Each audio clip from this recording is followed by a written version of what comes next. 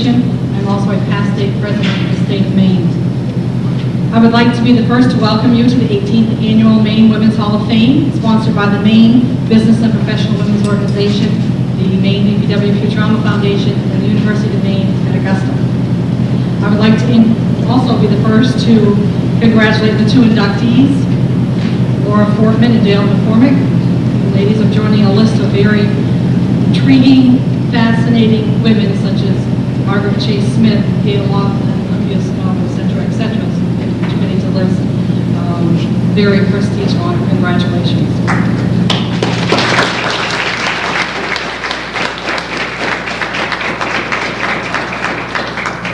We do have a very busy schedule this afternoon, so I would like to introduce Judith Clark, who is the co-director of the Cats Library. Judith.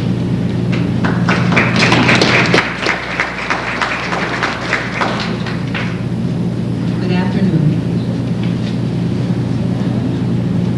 Other distinguished guests and friends, and especially our 2007 inductees to the Maine Women's Hall of Fame, Dale McCormick and Laura Fortman. On behalf of President Randall and all of us at UMA and the Cates Library, I want to welcome you to the campus on this very, very happy occasion, and thank you for coming. And now I would like to introduce Evelyn Rowland, President of BPW and Maine Futurama Foundation. Thank you.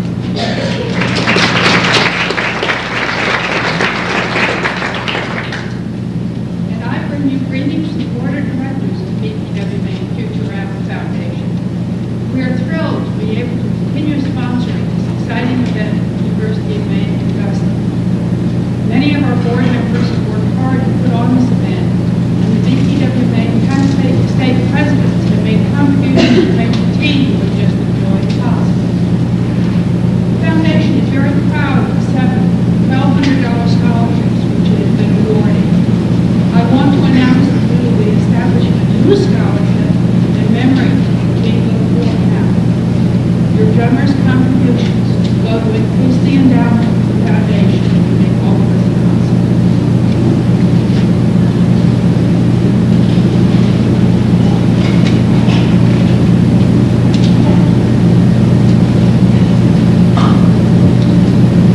As Chair of the Maine Women's Hall of Fame, I'd like to welcome everyone here today. Representing the congressional delegation, two honorees today, and everyone else who was able to be here today. And first of all, I would like to thank Jerry Martin, Judy Clark, and Evelyn Rowland for speaking for each of our sponsoring organizations. We really appreciate you joining us today, a day later than we had originally planned to honor our two inductees. This is the first year and the 18th year that we have had to reschedule our event, so I think it's pretty good that we had 17 years ago that we I made a lot of phone calls on Friday back and forth getting it set up, and I'm glad that we were able to accommodate, because I know that some family members were here for our honorees, and we like to make sure that we do everything we can to honor them, which is the purpose of having our event today. And we want to thank the University of Maine for housing our Maine Women's Hall of Fame, and this is held in March during Women's History Month, and we have a site called the display of photographs and citations is in the Cass Library, and this is held annually, usually on the third Saturday in March. And I would like to thank the ones on the Silver Tea Committee who arranged the social time that you had the hour before our induction ceremony. We hope that each of you signed our registration table guest book so we have a record of everyone who was here today. And hopefully you got a chance to see the display of previous inductees and our current inductees when you checked in at the registrar's table. In addition, we had a display of books by and about several of our honorees and scrapbooks of all previous induction ceremonies.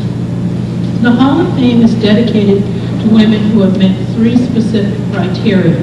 First, a woman's achievement have had a significant statewide impact. The woman's achievement significantly improved the lives of women in Maine, and the woman's contribution has enduring value for women. Nominations were submitted by a variety of organizations, businesses, and individuals. An independent panel of judges reviewed the nominations with careful consideration to select one or two honorees to be inducted each year.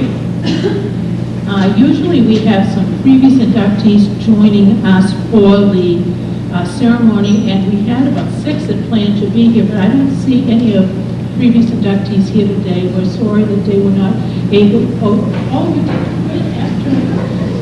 Children, I don't. Please stand up.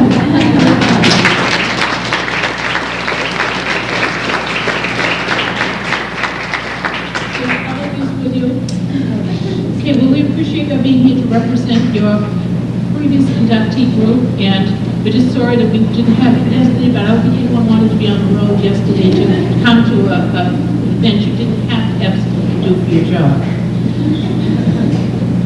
And now, I also am pleased that we were invited back this year as our 3rd time at the Maine State Legislature, and our Hall of Fame display was there for 2 weeks, the first 2 weeks of March before our event today.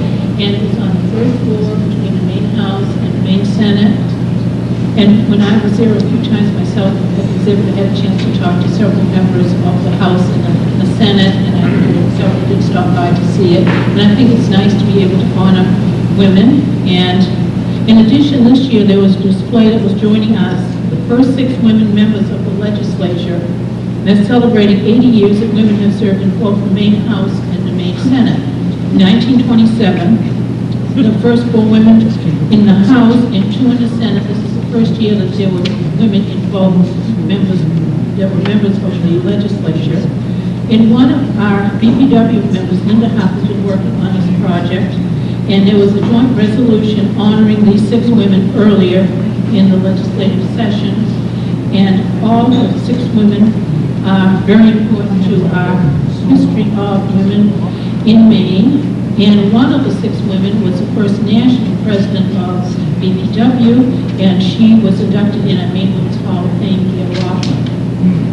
And we were very pleased that members of our Maine delegation in Washington, D.C. are scheduled to be here, or a representative to be here in March. And there were some changes from what is in your program booklet due to the weather yesterday, and I'm making some changes as I introduce them. We're especially honored that one of our representatives, the Honorable Thomas Allen, member of Congress, was able to join us today, as well as we would have been able to yesterday. And I would like to introduce him at this time to give him.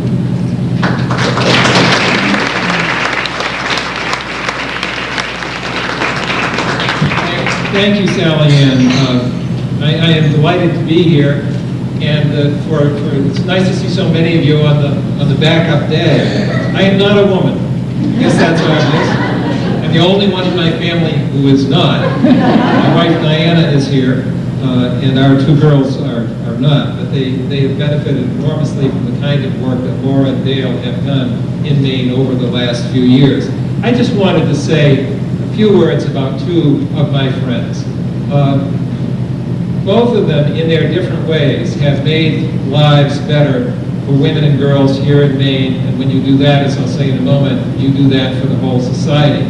Laura has been the executive director, as you know, of the Maine Women's Lobby and the Maine Women's Policy Center, and now as Commissioner of the Department of Labor, I see her at many different events, and she is always trying to make sure that people from all walks of life in Maine have the opportunity to fulfill the promise of this country, that is to find a path for a good job, for good work, a place in the society that will allow them and their families to grow. It's not an easy job, but Laura does it extraordinarily well, and I just want to thank her for that. Dale I know really well, because I had the unenviable challenge of running against Dale in a primary, and she had then, not to mention now, a formidable story. And in my circle in the 1996 election, we would sit around and talk, because the story that Dale was presenting was such a powerful one. Someone who was I think the first woman to be a member of the Carpenters Union in Maine, who had created Women Unlimited to allow women to get some of those good paying jobs in construction and carpentry here in the state of Maine. She had made a difference, and you know what she did? She took those women she had helped and she put them on television to tell their story. And it was tough to watch all that. Except that I knew that what she had done for Maine was really extraordinary. And she has continued to do that. As a state senator in the legislature, as in her current position as treasurer of the state of Maine, Dale, like Laura, is out there trying to make sure that other people have a chance to get ahead. And that is a lot of what I think Maine at its best is all about. But it is particularly important for women to take the lead in creating opportunity. We now know from work in developing societies, Africa and elsewhere, that in those societies which empower women, which give them a chance, a full opportunity to participate in the society, everyone benefits. Children benefit, families benefit along with them. So the education and advancement of women is fundamental to a healthy society. I believe, Diana and I have been traveling a lot, and I've been talking about the importance of movements. When we were growing up, we watched the development of the civil rights movement, the women's movement, the environmental movement, and another movement to get out of an unpopular and unjust war. Those movements involved many people working together, each doing what he or she can to advance that particular cause. And I would say that for our two girls, for Gwen and Kate and our family, we have been able to watch them participate in activities at the high school level that were not available when Diana and I were going to high school. And I think in many ways, the opening up of the society has been a strengthening of the society. So the award, the recognition that Dale and Laura are getting today, induction into the Maine Women's Hall of Fame, is more, it's about a lot more than just them. It's about the people they've worked with, the lives they've affected, and their effort and success in making Maine a better place. And for that, I congratulate both of you. Thank you very much.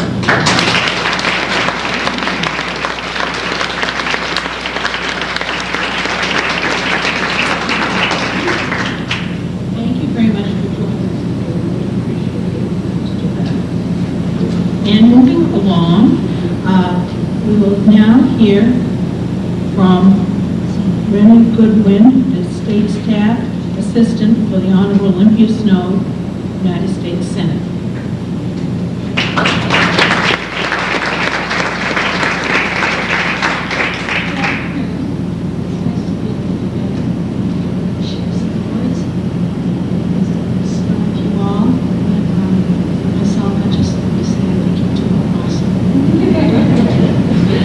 Dear friends, please allow me to extend my warm greetings and very best wishes as you gather for the 18th Annual Maine Women's Hall of Fame celebration to recognize these year's inductees who made tremendous achievements and remarkable contributions to significantly improve the lives of women in this great state. For nearly 2 decades, the Maine's Women's Hall of Fame has paid tribute to those selfless individuals who have made the act of giving back to women in Maine a defining hallmark of their lives. Receiving these well-deserved accolades this year, we're indeed grateful to Laura for her long-standing devotion to finding results-oriented service and compassionate leadership to help achieve a greater good, whether as Executive Director of the Sexual Assault Crisis and Support Center in Augusta, Executive Director of the Women's Lobby, or as an active member of the Energetic Catalyst with countless commissions.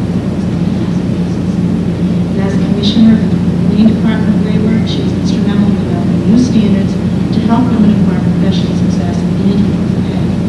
So it couldn't be more fitting for the first lady for the Maine Women's Policy Centers that recently women also receives this prestigious award.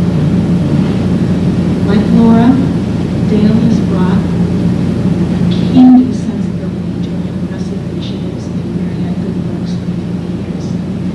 An often former Maine State Senator, Dale has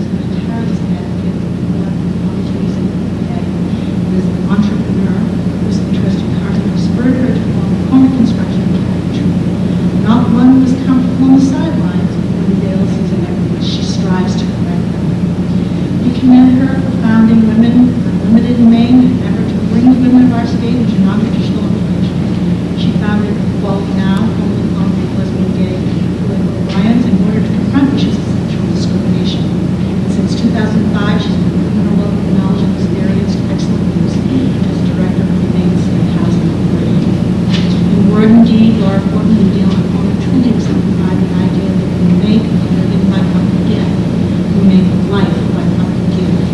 During Women's History Month, we will celebrate two Maine women who helped shape the bright future of our state. Again, thank you for allowing me to share some of my thoughts with you on this momentous occasion. Congratulations, Laura and Dale, with warmest regards. Thank you very much.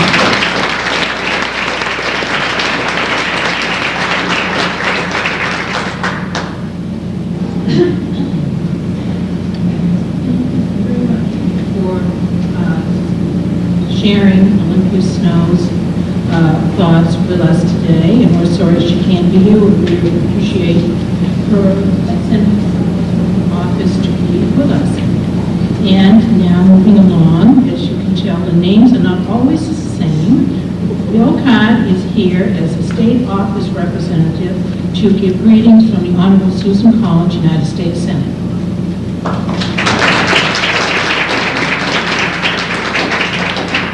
Thanks, Sally Ann. Good afternoon, everybody. Not Susan Collins, or I would like to thank Linda for graciously agreeing to read a letter on behalf of Senator Collins to the event actually gone off yesterday. We're victims of good weather environment, so I was able to join today. The Senator did ask me to read this letter on her behalf and express her regrets that she could not attend in person. Dear friends, thank you for your kind invitation to add my voice in congratulating this year's inductees to the Maine Women's Hall of Fame, Laura Fortman and Dale McCormick. As the old saying goes, behind every great state, there are great women. The Maine Women's Hall of Fame pays well-deserved tribute to our great state's outstanding women. It is a pleasure and a privilege to join you in celebrating this proud tradition. Laura and Dale join an illustrious group of women who have distinguished themselves in public service, education, athletics, and art. The selection criteria are rigorous, and these new members pass with flying colors. Maine is a better place because of their service and contributions, and it is wonderful to see Laura and Dale recognized today. We are very proud of them. Congratulations to both Laura and Dale. Their hard work and dedication are an inspiration to us all. Sincerely, Susan M. Collins, United States Senate.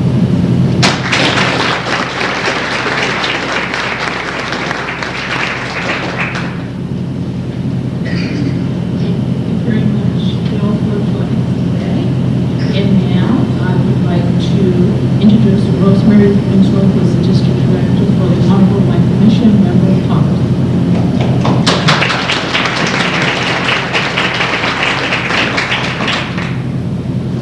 Some of us. Just bring it down to earth. It's my understanding, before I say anything, that on Friday you ran into the congressman in the Portland airport. You said, "I'll see you tomorrow." And tomorrow came and the event was postponed today. So on behalf of the congressman, Laura, Dale,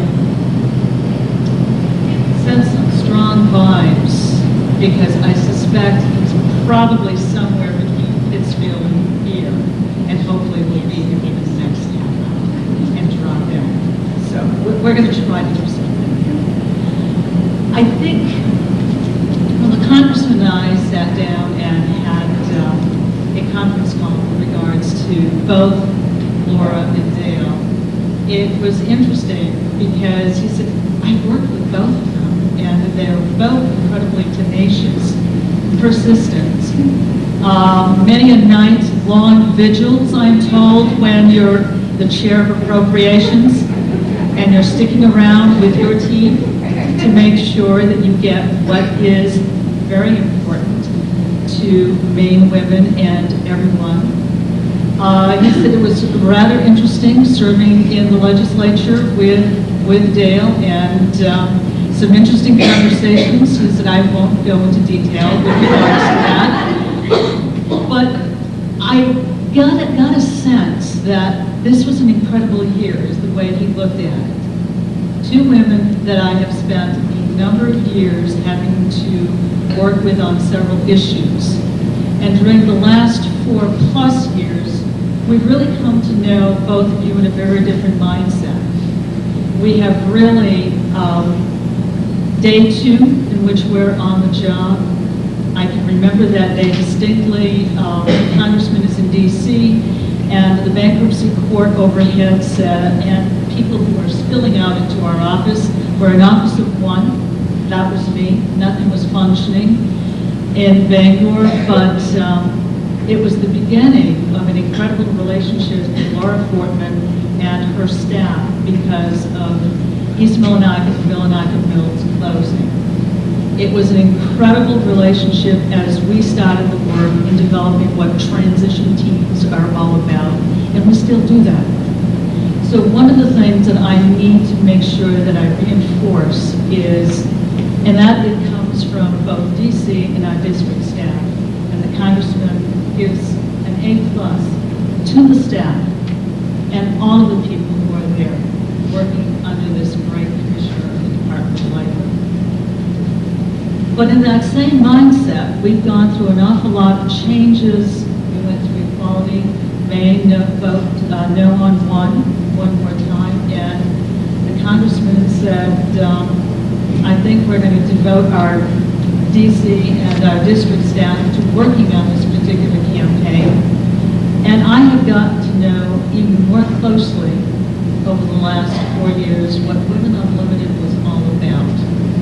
Because I worked at Federal Highway, and the Jane Gilbert and Laura and so many of you who are part of Women Unlimited and what you have done, women work in the community, transition teams. It's an incredible time in 2007, I have to say, that women in trades, women in construction, women welders on bridges, 2 of them are personal friends of mine who worked on the new South Portland Bridge. All of that, what a change of pace. When we go through a downsizing or a dislocated worker situation, whether it be Moosehead, whether it be up in Katahdin, whether it be LP, and we're just doing that with in Eastport with Creative Apparel.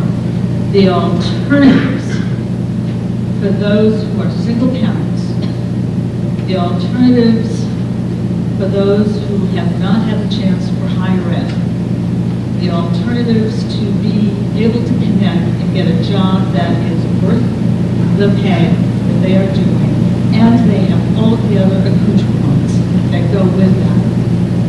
We thank you to both. That is probably the most incredible gift in turning things around over the last 20, 25 years. And what a future we have. Thank you both.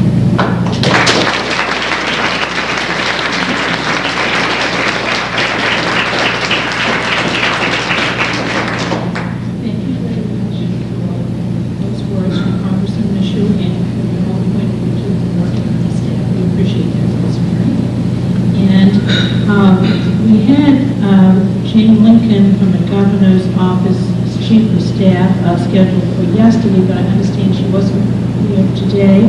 And there was another person who might have been coming from the governor, and I don't believe that person was here, so I'm sure he extends his greetings to both of our inductees since they work with him very closely. And this year, we are really pleased to be honoring 2 Maine women for induction into the Maine Women's Hall of Fame. Lauren Fortman, Commissioner of the Maine Department of Labor, nominated by Sarah Standiford in the Maine Women's Lobby, and Dale McCormick, founder of Women Unlimited and the Maine Lesbian Gay Political Alliance, nominated by Katie Perry. And this is the first year that I have really known who the 2 are that are being selected, because I know in the 80s and in the 90s, I remember seeing a lot of meetings that I was in representing BPW for, and we came from your group, so it's really nice to know who the people are when you're inducted. It seems extra special that way, and I'm glad we were able to get this today so we can honor you both. And we're just going to play a game of kind of musical chairs for a minute, just so our inductees and their group do not have to sit up here through the whole program and they can enjoy the rest of it. We're just going to swap with Laura Fortman's group. So at this time, would Laura Fortman and her presenters please come forward, and the presentation will be emceed by Sarah Staniford, Director of the Maine Women's Lobby.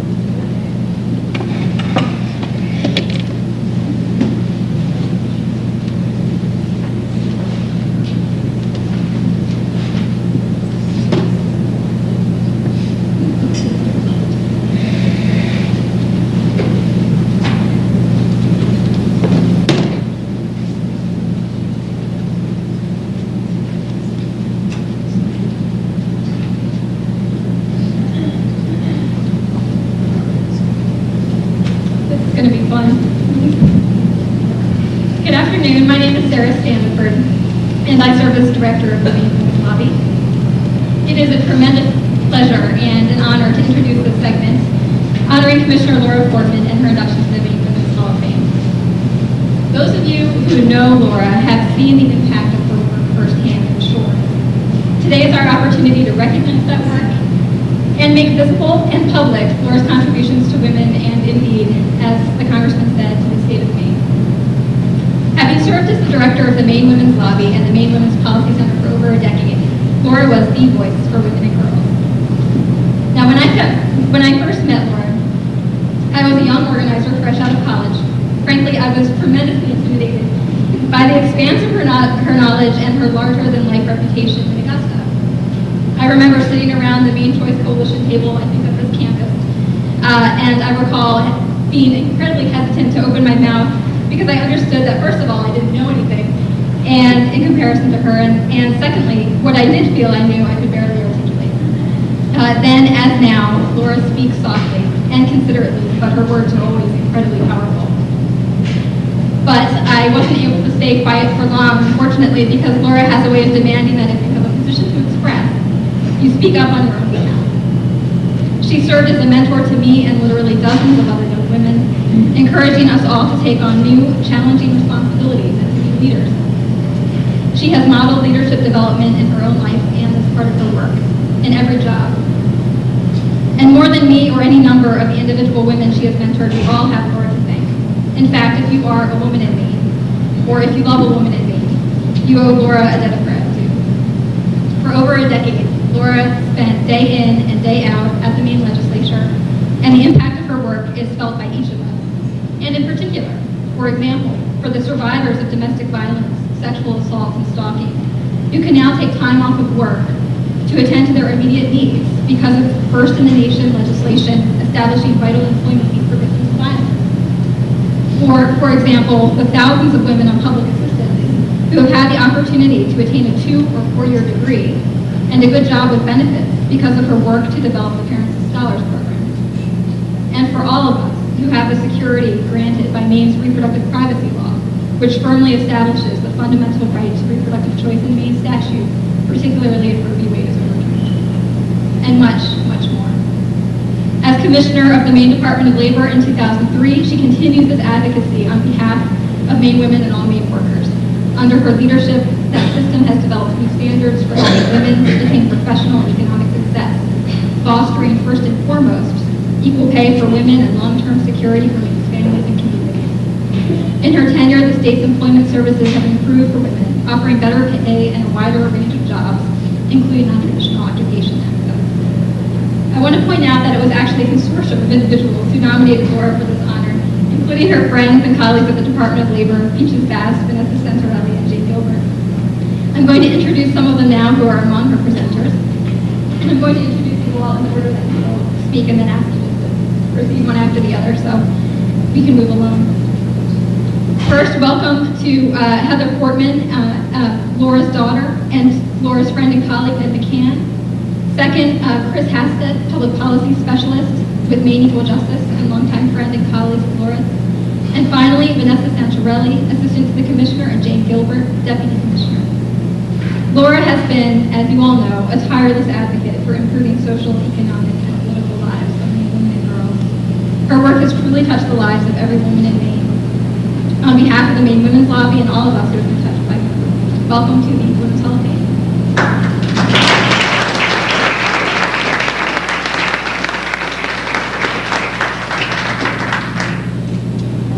great honor to come here today and celebrate this moment with my mother. I personally have a great affection for Maine, and I'm proud that my mother is being recognized for her passion and dedication to the state. I know how many sacrifices she has made and how Maine has always been a very special place in her.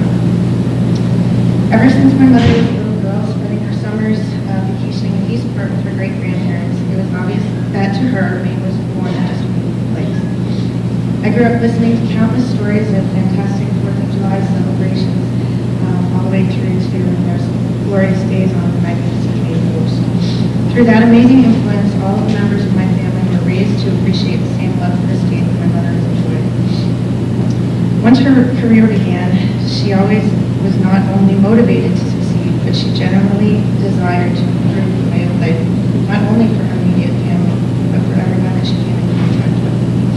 Working for the Rape Crisis Center was a significant time in her life and was the motivation to what was to come down the road.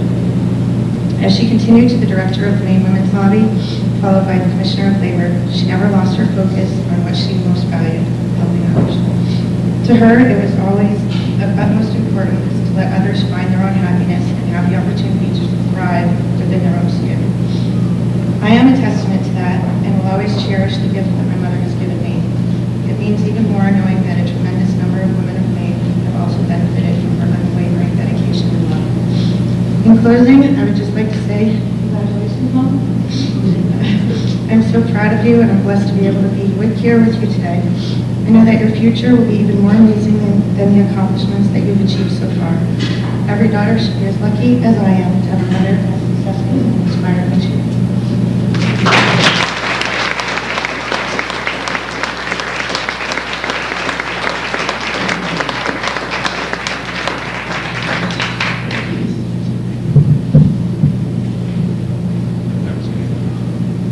Good afternoon. My name is Ned McCann.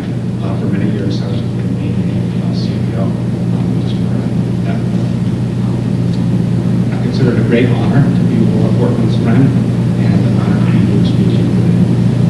And I'm very happy that I do. I need to say congratulations to my other good friend and union sister, Gail McCormick. Thank you very much for being all here today. And I'm very glad the girls are here as well. It's pretty cool. How you guys?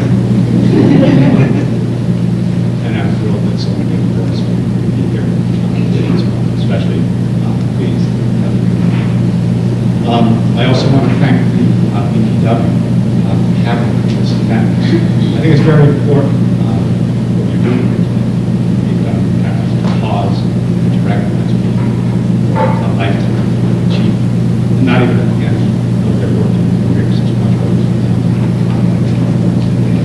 in the future. And I think it's really, really important to do exactly what you're doing today. So congratulations to the BPW. And also I want to say congratulations to Sarah Stanford, who is the mover behind the foundation for Florida. She's just Sarah's a great leader, right? And I'm very pleased to be with as well. When Laura asked me to speak here today, I asked Sarah what was the nature of the event, and what are the types of things you were looking for and talking about. And she said, well, we really want our stories.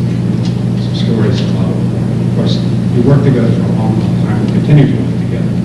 There's a lot of stories. And when I mentioned this to Laura, just to tease her a little bit, she said, well, we'll probably have the same ones. And I thought to myself, no, I don't think so.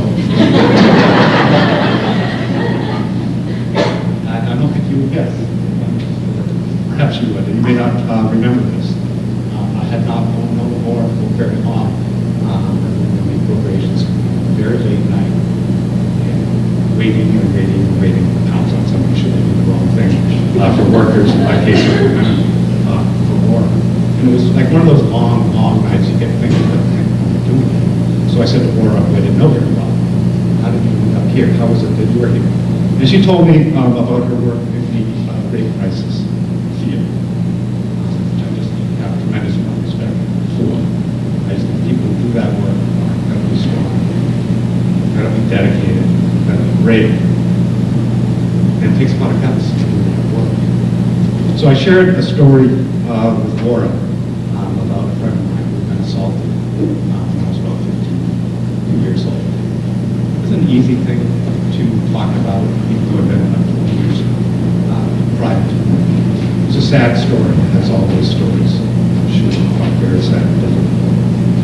And I remember I was looking down as I was telling this story, sharing this with Laura. When I finished the story, I looked up, and Laura was looking at me, and there were tears that were running down her beautiful face. Not just, moist-eyed, and not soft-eyed, frank, heartfelt, real, genuine tears. Laura did not know me very well. She did not know my friend Mark, who consulted doctors prior to that. She felt that pain very, very clearly. And to be able to have that much sensitivity, that much passion, compassion, and to be able to get up every day after day, week after week, month after month, and give the survivors of sexual assault, helping them get back on their feet. It just takes tremendous guts and courage. As adults, we know that courage is not just a lack of fear. Lack of fear is just when you're very young, very foolish. Courage is acknowledging your fear, dealing with it, and marching forward in the face of it. Laura Fortman was the most courageous woman that I've known. She took that courage and that work that she did for so many years, treating survivors, helping the wounded, and she took the next step, going to public policy, try to change the landscape for Maine women and for Maine girls. And it was there that I had the most experience with on issues of economic justice, discrimination, violence, and this goes on and on and on. Always she conducted her work as a teammate, as a leader, and also as a mentor. On at least a dozen occasions, honestly, I remember young women saying to me, when I grow up, I want to be just like Laura. And I said, you couldn't have a better role model than that. Maine Women's Hobby, Laura was become commissioner of the Maine Department of Labor, where she continues to be an outstanding advocate for workers, women workers, and for 600,000 workers in the state of Maine. Working for the labor movement for so many years, I was a long time frustrated with the Maine Department of Labor. It's sort of a backwater state government. I'm considered that by folks in power. And she has transformed that department to a modern, efficient organization dedicated to enforcing the laws that are on the books to protect Maine workers, women and men alike, to provide services to people in crisis and in transition while our economy is in transition. Her courage and her passion, her vision are added all up and all amounts to great leadership. And it's for that reason I'm here today, which is being conducted in Women's Hall of Fame. I know your family is very proud of you. I'm very proud of you. Sister Elizabeth is very proud of you. Thank you for all that you've done for me.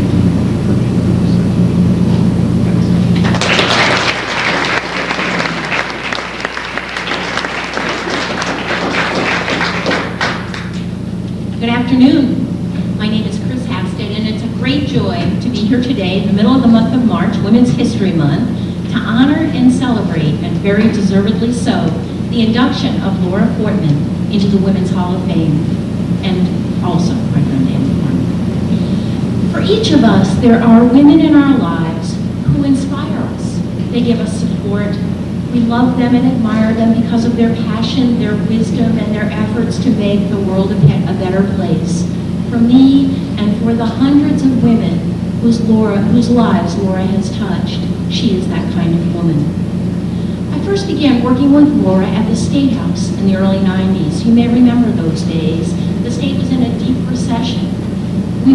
Our budget was in terrible condition, and the public programs that supported low-income women and children were at great threat of being cut. Some of the greatest threats that were going on in the country to programs like that at that time. Often when we talk about these days, Laura tells a story that I take some exception with, and today I have the opportunity and the advantage of telling that story first, and I take it as an opportunity to set the record straight. So here's what really happened that day. Laura's version of the story goes something like this. We were standing outside the Appropriations Committee one wintry morning. Inside, the committee was deliberating serious cuts in the AFTC program, then the most fundamental safety net for low-income women and children in the state. Laura's version of the story is that I went up to her and said very sternly, if you don't go into that committee room right now and speak up, you are going to be solely responsible for the destitution of thousands of women and children in this state. Dying on the streets. That's her version of the story.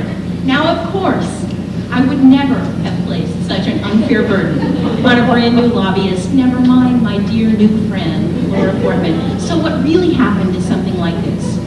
I immediately, upon meeting her, recognized her extraordinary talent and knew that if anyone could persuade members of the Appropriations Committee to protect this group of families and children, it would be Laura.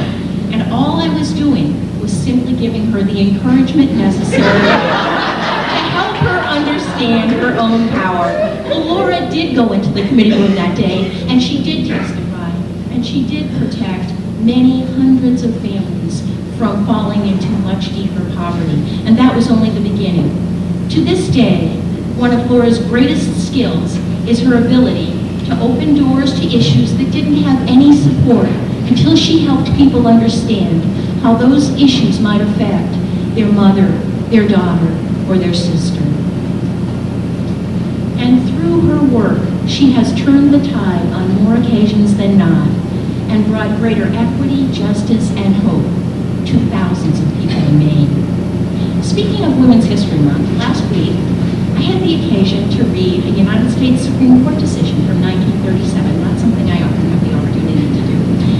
At issue in this case was whether it is the proper role of government to step in to help correct an imbalance of power between two parties. In this case, the issue was whether the state of Washington could enact a minimum wage law protecting women. Describing why women needed protection in this state, the justices noted, there is that in a woman's disposition and habits of life which will operate against the full assertion of her rights. Therefore, they opined, legislation designed for a woman's protection may be sustained even when such legislation is not necessary for men. And this opinion made me think of Laura and made me think of her for a couple of reasons. In 1937, this case was a victory for Washington state women. But can you imagine any justice of the United States Supreme Court today using those same words? And that's the first reason I thought of Laura in this decision. The reason that such strikingly paternalistic language is no longer a part of our public discourse is in large part due to the women's movement that Congressman Allen talked about today. And Laura has played an incredibly strong role in that movement over the last several decades. It's the reason that we talk and that we think about women differently today than we did in 1937. But the fundamental principle that underlies that case, unfortunately, is still both relevant and vital today. And that's the need for legislation, for legislatures, and for governments to step in to protect and balance, and to provide relief and support for people who are the victims of that kind of discrimination or inequity. And that's the second reason that I want to work. For years, Laura has worked tirelessly to make those kinds of laws. While she was at the Maine Women's Lobby, as Sarah Stanford said, she was responsible for making some of the most extraordinary laws in the United States today. Laws that affected victims of domestic violence, laws that affected TANF families, laws that affected part-time workers, laws that affected women who were just simply trying to get pay equity at their jobs. Today, as Commissioner of Labor, her job is to enforce many of those same laws and many more that work to balance the kinds of inequities that sadly still exist in our society today. Laura's the kind of person that I just love getting into a car with and driving to Presque Isle. And there's a reason for that. She's a problem solver, and she's a very good one. We would start in Augusta with a problem, and 5 hours and many miles later, We would have had passionate debate, discussion, laughter, and at the end, a solution to that problem and the passionate energy to carry that solution on. At night, when we were driving home, it would be quieter, more philosophical, more personal. And that's when I got a window into Laura that makes me love her as much as her good deeds. She's a remarkable woman. Her warmth, her compassion, her curiosity, her fascination for history, for what it teaches us, and her fierce love for her family and her friends inspire me every single day. Final quality that I want to mention about Laura is her extraordinary sense of loyalty. First and foremost, she's loyal to her values. Her values guide every single move she makes, and in my view, and I bet in yours, they are rock solid. She's loyal to the people she represents. She's loyal to women, she's loyal to workers, she's loyal to the governor, and she's loyal to the people of the state of Maine, who are so fortunate today to have her as their Commissioner of Labor. And she's loyal to her friends. And never have I cherished that quality more than one night many years ago as we waited in the early morning hours for the Appropriations Committee, lots of Appropriations Committee things here today, to come to agreement on a budget. The backdrop of this very short story is that for years there was a bench on the second floor of the State House that I had great affection for. It was right outside the law library, and it was positioned perfectly and strategically so that I could sit there, be close to my sanctuary, which was the library, but see legislators as they came and went, doing their business, and almost always be able to catch somebody who I needed to talk to. So that bench was very important to me. But in one of the reorganizations of the State House, my bench disappeared, and I was heartbroken. And I bemoaned that loss, I think quite a bit out loud for several months after that, and that's when Laura's loyalty took over. She gathered together a few of our friends. She devised an elaborate scheme, and she planned to help me recover the bench from the downstairs floor where it presently sat back to its rightful location on the second floor. With lookouts stationed at each staircase and conspirators distracting the numerous lobbyists who were milling about, we quietly began to move this large piece of furniture up the east staircase of the State House. Alarmingly, just as we were getting to the top of the stairs, I looked across the hallway, and there coming up the other staircase was none other than Governor King. We weren't exactly sure what the penalty for this kind of behavior was. It's not exactly common State House protocol for a group of lobbyists to be moving a 200-pound piece of furniture around the State House in the middle of the night. But as it turned out, we had no worry, because Laura's brilliant plan anticipated just this kind of danger, and one of our strategically placed fellow lobbyists intercepted the governor, engaged him in conversation, distracted him, and we were able to move the bench to its rightful place, where it remains today, a place where all the white hat lobbyists can sit and enjoy the State House. Laura works hard, and she expects the same from all of us. The road to equality is long indeed, but Laura believes that by working together, we can all get there. So today, perhaps the very greatest way that we can honor her is to recommit ourselves to joining her on the journey along that long road to equality in the state of Maine and in the nation. Thank you very much for a chance to say this.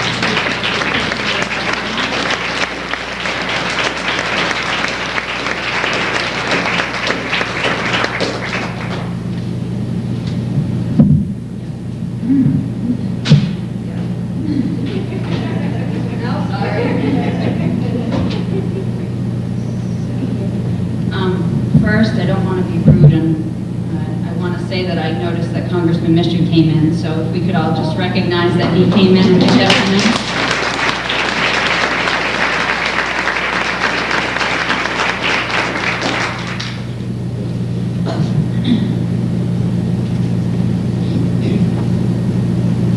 Aside from my mother, Laura Fortman is the strongest woman I know.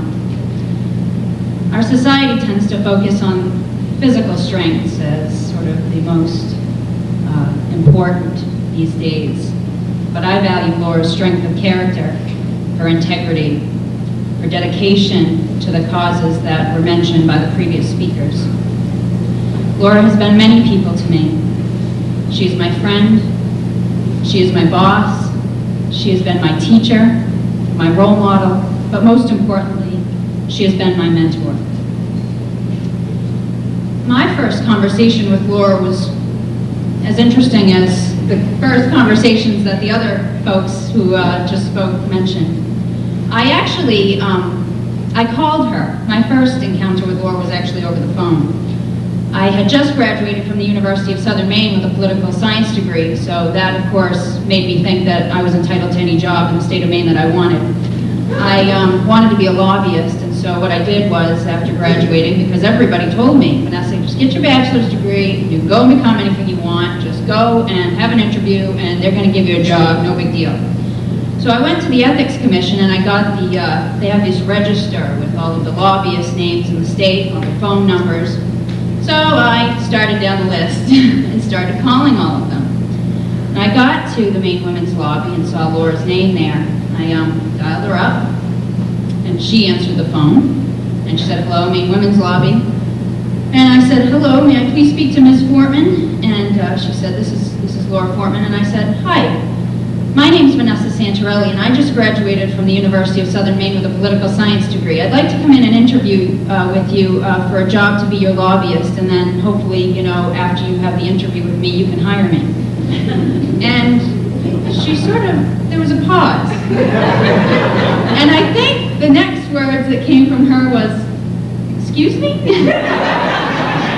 And I thought, yeah, I'll come in and I'll interview. I'll send you my resume first, and we could have a lovely conversation. Now, I didn't understand why there was such a long pause and why she didn't immediately leap to say, "Hey, you know what? You're somebody with go-getter personality. Hey, I think this is a long enough interview right now. Why don't you come in and I'll hire you?" But the difference in that conversation, as opposed to the conversations I had had with other big-name lobbyists in the state, was that instead of just simply brushing me off and saying, "Send me your resume, sure, once I get your resume, you can come in for an interview," and of course they would get my resume and throw it in the garbage, Laura actually gave me advice. She didn't blow me off. She gave me solid, sound advice on what to do in order to get to that goal of becoming a lobbyist. It meant a lot to me. She did finally come around and hire me, but that's for later discussion. Laura is my mentor for so many reasons, and I think Sarah Standiford touched on a number of them, but I didn't recognize how important being a mentor was. I've known Laura for 9 years now, and every year it gets more evident to me, the importance of becoming a mentor and being a mentor to somebody who's younger. But Laura's my mentor because she made an effort, an actual effort, to encourage me in my professional development and taught me the importance of collaboration. I consider myself one of the luckiest people in the world because not only do I have Laura as a mentor, but I have people like Dale, people like Jane, people like Ned McCann, people like Chris Hasted and Mary Henderson, and people like Betsy Sweet, who hired me as a lobbyist first, and so many wonderful people who work as a team in the state to get things done for working Maine people. She let me know that she believed in my ability and said she had confidence in me. And she proved it, time and again, and most recently by appointing me to be her legislative liaison. One of the most touching things that anybody has ever said to me was one day we were sitting in a group of our bureau directors. We have a bureau directors meeting every now and then, and Laura, sometimes they're 8 hours long. Laura actually said one of the most touching things. I'll just say it was. She looked out to the group of bureau directors and she went around the room telling each one of them why she had hired them and what she found in them that made her want to have them working for her. And when she got to me, she said that, you know, for her, because she spent so much of her time up at the legislature and doing lobbying, that it's one of the most important positions for her to have hired a person for in the department. A legislative liaison, because She's so fiercely protective of that job and wanted to make sure that it would be done by somebody who she trusted and thought would basically represent the department as well as, or not as well as, of course, but as well as she could.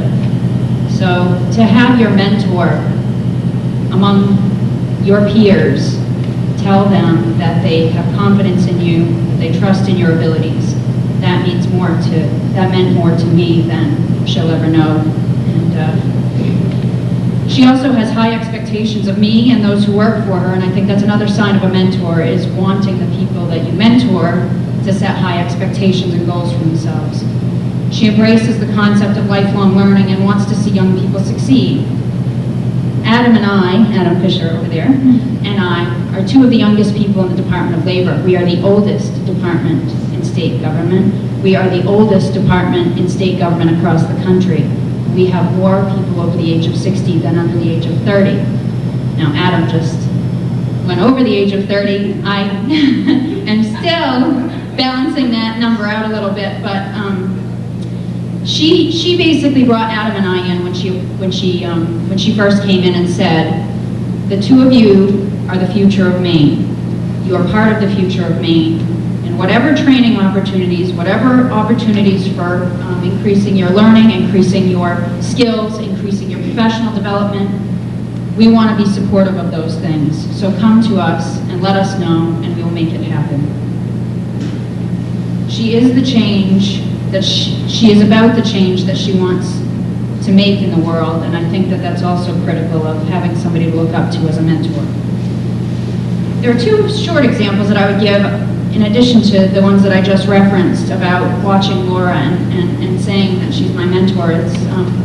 There are all these events, you know, all of the politicians in the room will know these events that happen all over the state with business groups or up at the legislature or various occasions, and instead of just going up and talking to the important people in the room, the people with titles, the people who, you know, everyone comes to these events to see and to talk to and to have listened to them, Laura goes and finds the young people in the room. She seeks them out. She goes to talk to them first.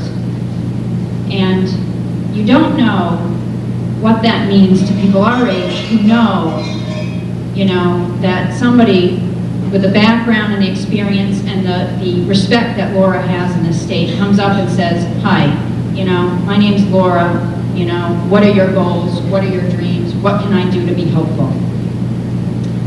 And then she also every year lately has been sending me to talk to the Upward Bound students at the University of Maine at Farmington, which I have actually very much enjoyed.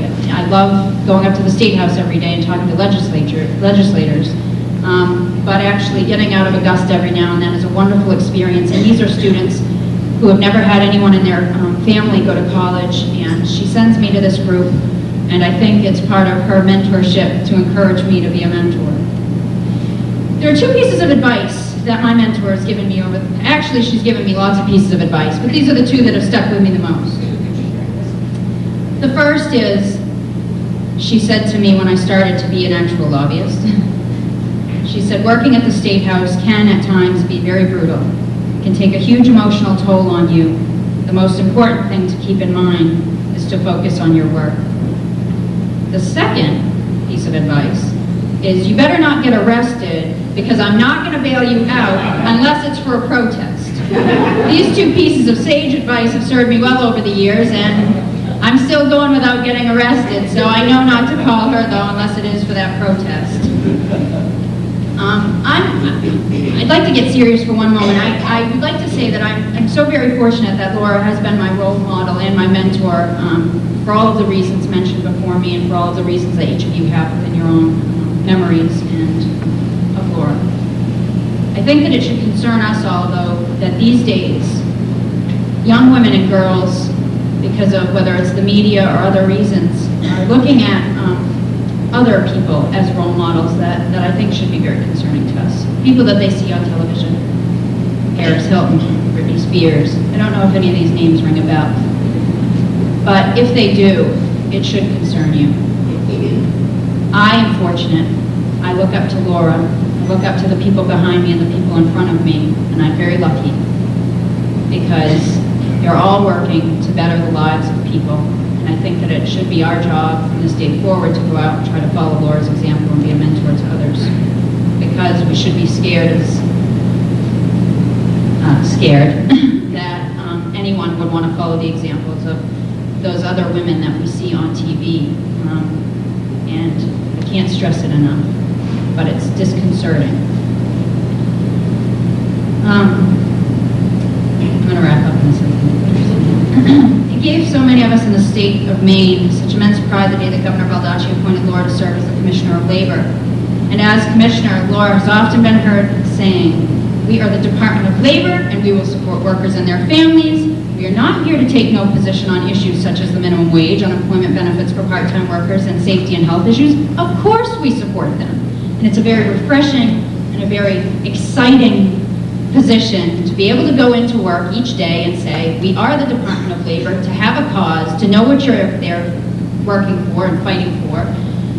And so it's a pleasure to be able to work for somebody who has the same values that you do. Laura never seeks credit, nor does she expect awards such as the honor we are all giving her today. She considers all that she does as part of her work and part of what it means to be a Mainer, even though I know she's from Staten Island. She does not need a paycheck to help others in need. She does it because it is the right thing to do, and the fact that she carries her personal values into her job is a bonus. So while I may never become the governor of Maine, I may never become a commissioner, or be appointed to some lofty position that commands a great deal of power and authority, my mentor, Laura, has always made me believe that those goals or any other dreams or possibilities are always well within my grasp. And the only proper way I know how to thank Laura for all she has done for me is to become a mentor myself. Thank you very much.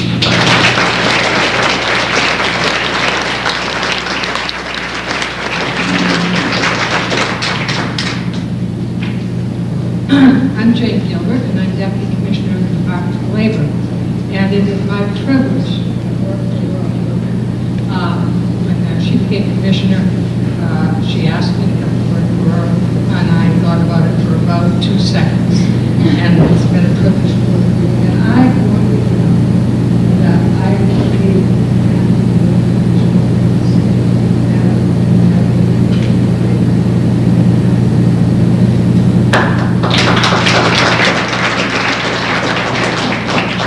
she's made a real difference with working in this thing. That's what we care about. That's what we do. In closing, everybody said a whole bunch about Laura, and I'm going to read one by Charlotte Tolna, For the Love of the World. For the love of a tree, she went out on the limb. For the love of the sea, she walked the boat. For the love of the earth, she dug the earth. For the love of community, she mended fences. For the love of the stars, she let her light shine. For the love of spirit, she nurtured her soul. For the love of the goddess, she drew down the moon. For the love of nature, she made conquest. For the love of good meal, she gave thanks. For the love of family, she reconciled differences. For the love of creativity, she entertained new possibilities. For the love of her enemies, she suspended judgment. For the love of herself, she acknowledged her worth. And the world was richer for her. I would add, the state of Maine, women, men, and children are richer for us.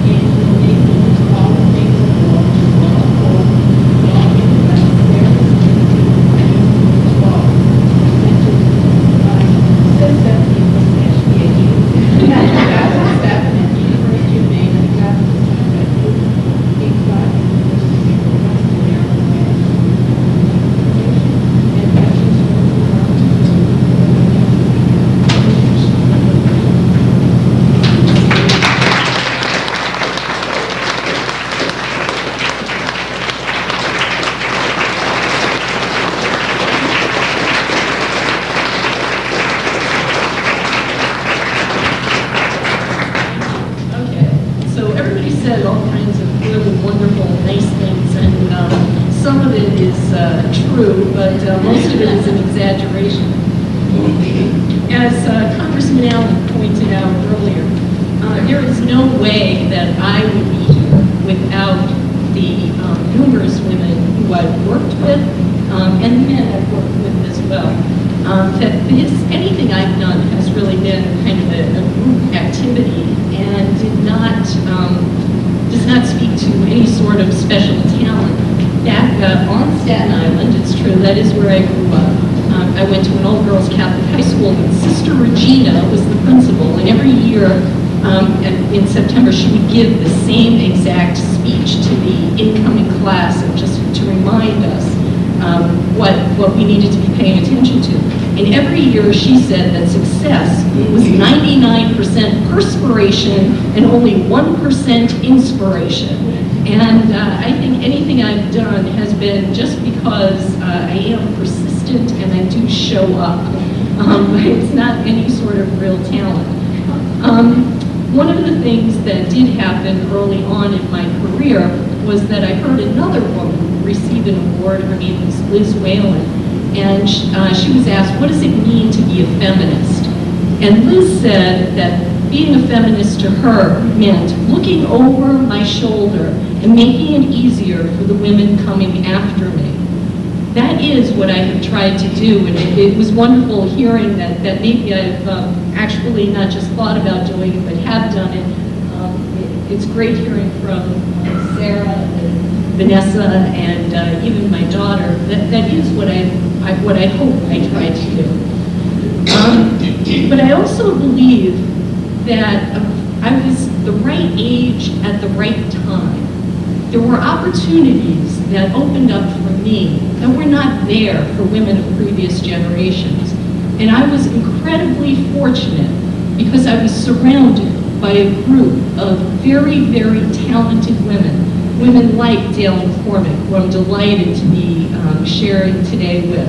Women like Peaches Bass, Jane Gilbert, Joanne D'Arcangelo, Chris Hasted, Betsy Sweet, Jill DiNardone, Eloise Vitale are here today. There are numerous women who went before me and who went with me.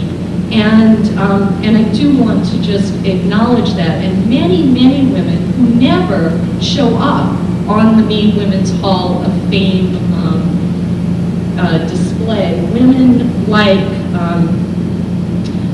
like Keen Hammond, who the new scholarship is being created in honor of. And I do want to just take a moment to thank them, to recognize their contributions, and then to look at the contributions that those of us have experienced, and to think about what is our role. I think that we have a responsibility to be more than mentors. The world has changed significantly, and there are opportunities there that were not there before. I think for many years, those of us that I just mentioned, Dale, Peaches, Eloise, Jane, I see Jean back there too, all kinds of women I've worked with for years. One of the things that happened in our generation was we were trying to get to the table. That was always what we were trying to do, figure out how to get in the door, sit down, be sitting there when decisions were being made, pushing to try to just be present when decisions were being made. I think in many ways, we have achieved that. We're not there totally, but we have made significant progress. And I think our challenge, or at least how I've been thinking about it, is how to take that power that we now have access to, and how do we use it? How do we recognize that we have more power and opportunities, and to shift our thinking a little bit from trying to get to the table to now that we are many times at the head of the table? How do we make sure that we have that inclusive view? And actually, Barb, you used a quote last week at the event we were at the Equality Maine dinner, and I don't remember it exactly, but it was an Audre Lorde quote, and it was the way I remember it, which is probably inaccurate, but it's how I heard it, is that power not used is power in the hands of the oppressor. And so I think the challenge for women today is to figure out, how are we using that power? Are we using it in a different way? Are we building on the lessons that we have learned as we've come up and brought ourselves to the table? Or are we just recreating the use of power in the same way that it has been used for generations? So I would like us to just kind of think about, what does that leadership piece mean? I think it means we need to mentor, but I also think it means that we need to think about leadership. And of course, I love Marge Piercy, and there's a poem that she has, and I'll just read a couple of lines from it. But her poem, Phyllis Wounded, looks at, for me, where did we come from? It says, I was not born a serf bound to a ride wheel. I was not born to bend over a pressing machine in a loft while the sun rose and set. I was not born to start in the first year with big belly and spindly legs. I was not born to be gang raped by soldiers at 14. I was not born to die in childbirth, to be burned at the stake by the church. But of all these, we are the daughters. We are born of luck, round as an apple and fat as a goose, to charge into battle, swinging our great-grandmother's bones. Millions of dead women keen in our hair for food and freedom. The electricity drives me humming. What privilege to be the heiresses of so much wanting. How can we ever give up? And that's how I feel, the heiress of all of those women before, with a responsibility to take all of those lessons and to use all of the opportunities that we have, that I have, to make sure that there is equality for all people, regardless of race, gender, sexual orientation, or class. And that is what I hope I focus my time and attention on.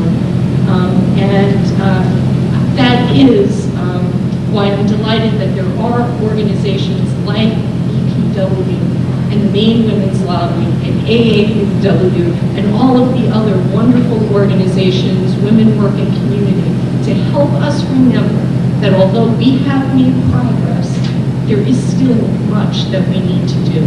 So thank you all very, very much.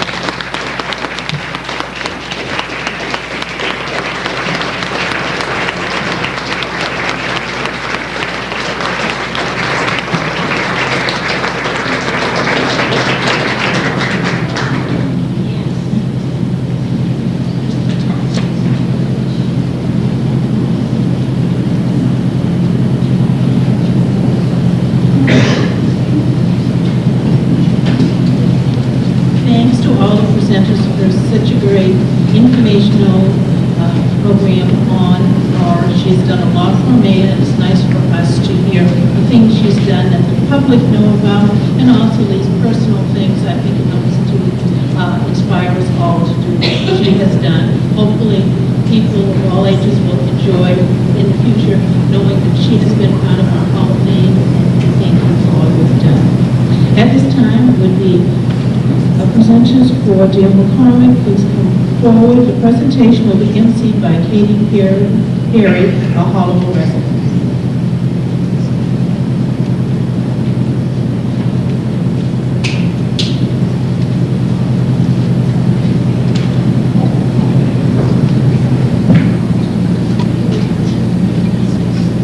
Well, my name is Katie Perry, and this is kind of a strange thing because the accolades that have been presented to the previous receptee of the Maine Women's Hall of Fame have known this lady intimately. I have known Gail McCormick simply by walking around the city of Hollowell with her from time to time singing Christmas carols. But even at that, I'm sure that most people in the state of Maine have heard the name Gail McCormick, simply because she was the first treasurer of the state of Maine. She served in the Maine state as a Maine state legislator, and you may not know it, but she of course, was the motivating factor that created Women Unlimited. And I think the name is very apropos. There is no limit to what women can do if they've got a mind to do it. And many women do. I think we many times don't see our own potential, don't live up to it. But before Dale ever came to the state of Maine, which was only about 30-some years ago, she tells me, she was receiving accolades in other parts of the country for work that she was doing. One of the things that I thought very interesting, so I kind of wrote it down so I get it right. Apparently when she was in Iowa, there was some sort of a contest for apprentices that were working in the field of carpentry. And Dale, being the creative woman that she was, decided that she would design a pair of gloves that people could use not only to pound a nail, but to hold onto the nail and working in 20 degrees below zero temperature, which wasn't all that bad. And as a matter of fact, she won, hands down. Forgive me the pun.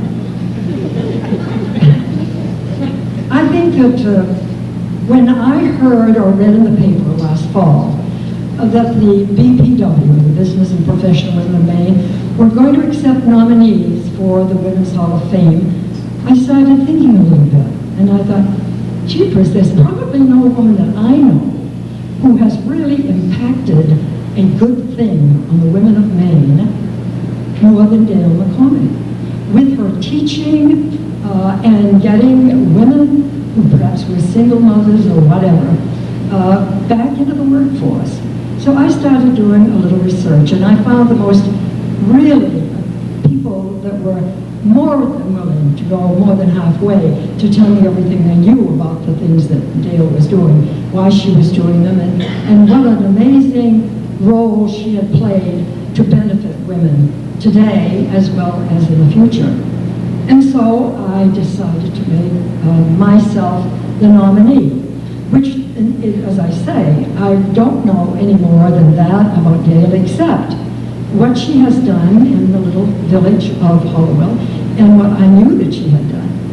One of the things that has more than anything impressed me with her work is the role that she took in making us realize that people, no matter what their sexual persuasion is, are just as good. We're all the same together. And when she was one of the spark plugs that started the gay, lesbian conclave, and I don't even remember the name of it, I thought this is exactly what we need. We are all alike, no matter how we think, how we pray, how we dress ourselves, what our customs are, what our culture is. And Dale is right on the money. And with that in mind, I decided, well, I'm going to do it. And I was more than contented, pleased, when they called me to say, Katie, the judges have accepted your nomination and Gail is going to be presented and entered into the Maine Women's Hall of Fame. I couldn't have been more proud, not for myself, but because I think this woman genuinely deserves that kind of recognition, and I'm terribly pleased with myself that I went through and did it.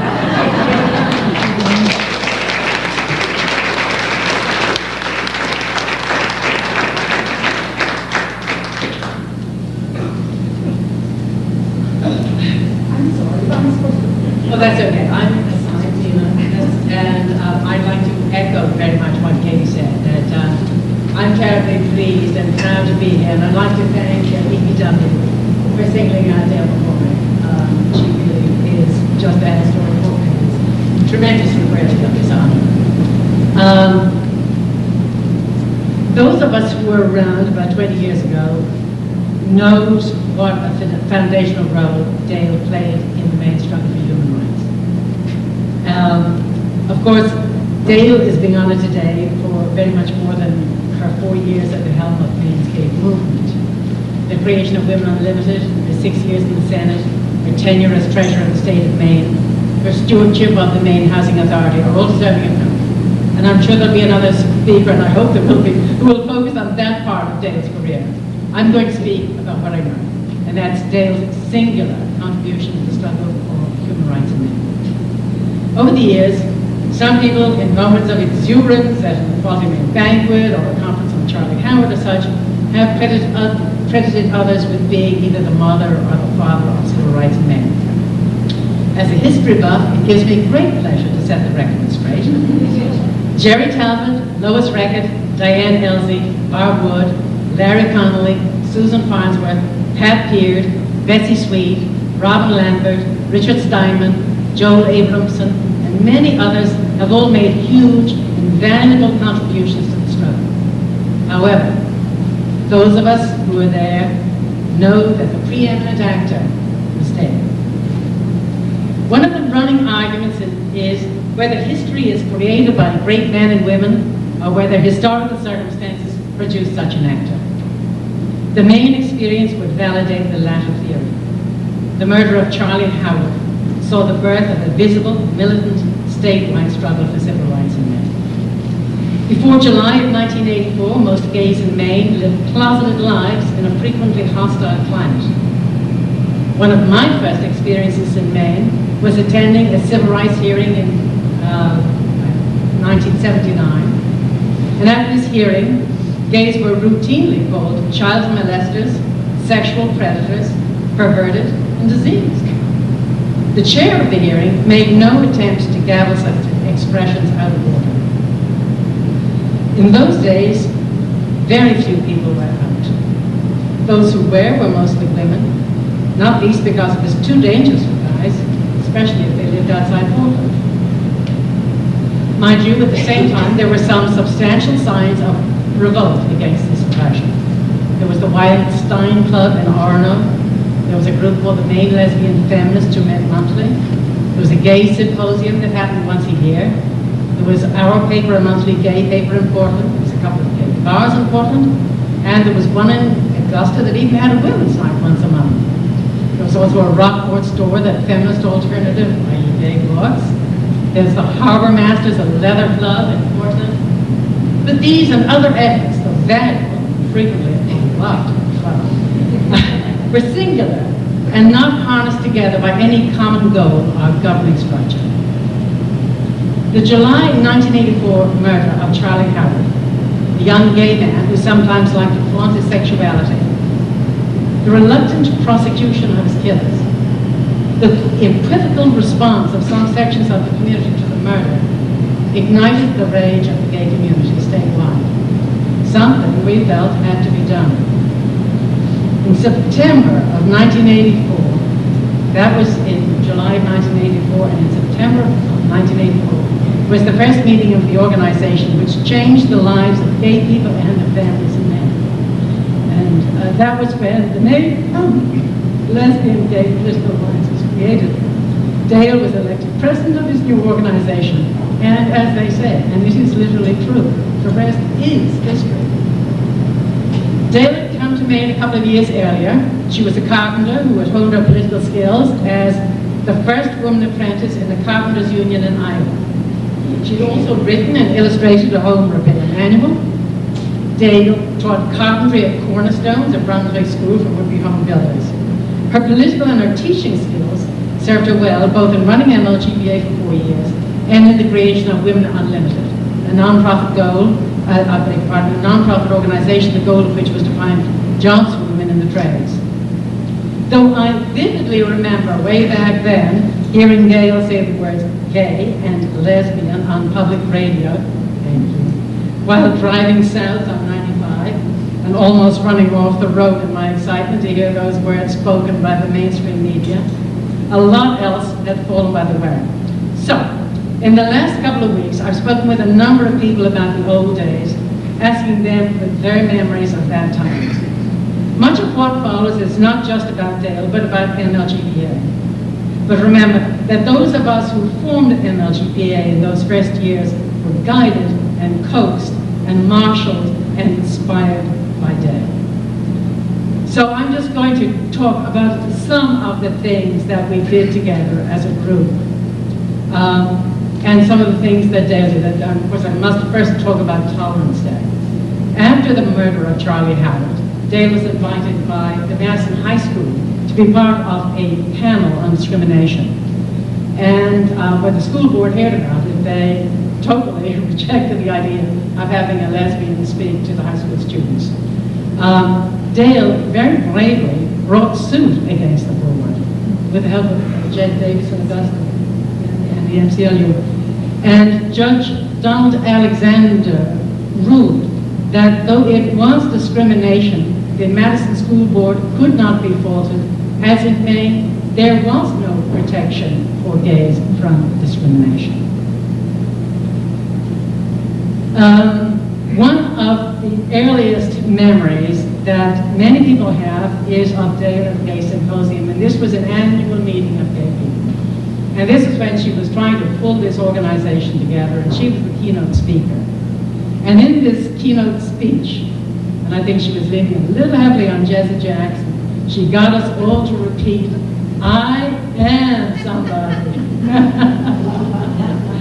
And that's very hard when you're a part of an oppressed minority. Women will find that a little easier to follow. Men, it's a bit more of a stretch. Someone who was there at the time remarked that one of Dale's talents was to find a way to include all groups and all people. Something that I found really aggravating at the time because I'm a one-on-one person, and there's no such thing in my experience as being one-on-one with Dale. It's one on a million.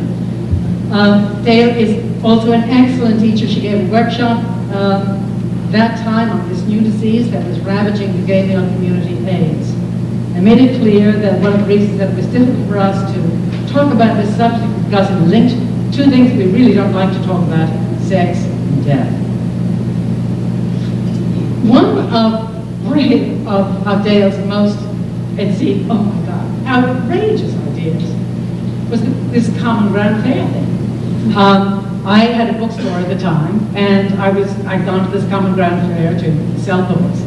And I happened to be wandering by, and the next thing I see that there's a stall out there, and who do I see but Dale and Barb Wood at this stall, and it is surrounded, because it's Friday, by this gaggle of kids. And what they're all doing is they're playing with this device that was on the table. And it was these questions about the possible gay identity of people. And there was a little wire that you could take from the question to a yes or no, or to a person on the side. I can't remember the specifics of it. The kids loved it. And they couldn't be kept away. And I just couldn't believe at that time. And I mean, I had a bookstore, a Denver Lerner bookstore. I was selling gay books. I mean, I was out there. I couldn't believe how ultra out they were at the Common Ground Fair. It was just simply marvelous. Another great idea that they had was to have banquets once a year. So, and at that time, it is not exaggeration to say that for many gay people, this was the first public gay social public event in decent lighting. Normally, gay events were in dark, sometimes very dark bars. So 70 of us gathered at the Senator Inn in Augusta for the awards banquet. And Dale had this very clever idea of giving people awards, sometimes for things that they had done, but sometimes also for things that she hoped that they might do in the near future. Another piece of this is how she organized us to be this group at the Democratic Convention. Now, Dale had some experience in this area because in 1983 she had been elected as a delegate to the National Convention in San Francisco and had scandalized the state of Maine by getting involved in these militant gay activities there and getting herself, as I recall, on the front cover of the Portland Press Herald as our gay activist in San Francisco. So what she did was and this is something about MLGBA, the meetings were held monthly in a different part of the state because the whole idea was to make it this statewide organization. So one month it would be Augusta, the next would be Bangor, the next would be Holton, the next it would be Rockland. It was all over. And so building on that, she got everybody to get involved in going to the Democratic State Convention. So we held these trainings for people on how you get elected to be a delegate from your town to the Democratic Convention. there were also in that workshops on how you get to propose planks to the Democratic Party platform and how you were able to persuade people to support those plans. I think probably the biggest effect that MLG possibly had was in the legislature. Prior to the founding of the MLGPA, the hearings on civil rights bills for gays had been organized by now. And I'm still totally indebted to those wonderful Now girls and thrilled that one of them is now president of the Maine Senate. But MLGPA took over these hearings and we turned them into a show, getting a broad range of people and organizations to support our bill, much broader than ever before, getting great press and in one instance, getting Carolyn Shute to testify, who brought us like press from all over Maine and televisions too. Prior to the hearings, there would be editorial board meetings on the issues with major newspapers. Typically, those representing civil rights would go there in groups of 3, with, for instance, one gay person, one person from PFLAG, that's Parents and Friends of Lesbians and Gays, and someone from MCLU or the National Lawyers Guild. This resulted in getting many editorials in statewide newspapers in support of gay rights, and most probably in muting their opposition if there was any. We also held legislative breakfasts so we could meet legislators and so that they could finally say that they had met a gay person. They also realized that we needed to form relationships with people in the legislature and that we therefore needed to be there more than once every couple of years. And that led to greater vigilance regarding punitive bills against gays. That is, bills that would stop gay people from becoming either foster parents or adoptive parents. Also to support, and support bills such as the hate crimes bill, where we worked in coalition with other groups, including the NAACP. And that brings me to the last, you'll be glad to hear, item. With the help of Dale's brilliant partner, Betty Sweet, MLGPA joined the Women's Legislative Agenda Coalition, a coalition of 20 advocacy groups. This led directly to the creation of the Dirico Alliance, which is still one of the most respected progressive political coalitions in the state. I'm sorry, I could go on, but I finally stopped calling people, because I knew I was supposed to have only 5 minutes here and I didn't want to burn my bridges. So the more people that I spoke with, the more of these experiences I heard. But the common thread in all that I heard was Dale McCormick. So for all that, I'm very grateful and thank you, Greg. Congratulations.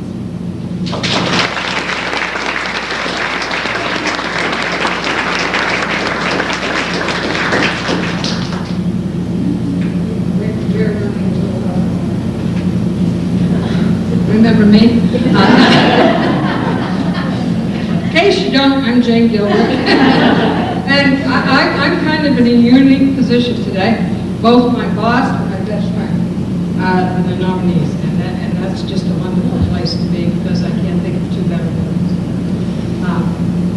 Good afternoon. It's my privilege, not to mention my pleasure, to say a few words about Dale McCormick. The only difficulty in this is keeping it brief. She is a very unique and remarkable woman. Luckily, there's some other people that have told you some things, and there's somebody who will follow up before and now.